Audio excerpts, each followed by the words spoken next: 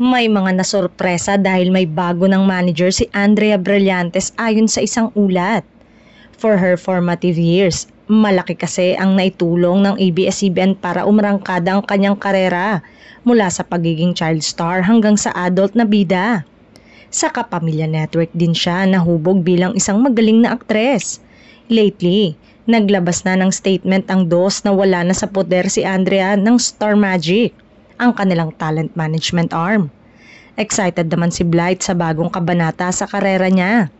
Sa Kapamilya Network din siya nahubog bilang isang magaling na actress. Different era for me. Sana maging super blessed ang new era ko na to. Nagsasabay-sabay lahat. Bagong show, management, tapos magto-22 years old na ako. So talagang ang daming room for exploration, ani Andrea. Siya ay lumipat sa talent management ni Shirley Kwan na siya ring namamahala ng karera ni Bea Alonzo at Albert Martinez.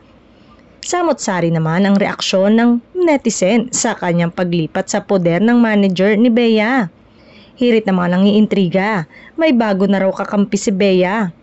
Hindi ako magtataka na after her Batang Quiapo, lipat na siya sa GMA7 dahil may offer nga na serye dito after Batang Quiapo.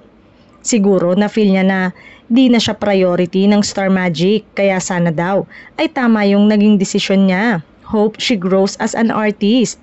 Wondering lang, di naman siya nawawala ng project sa ABS pero ba't lumipat pa siya?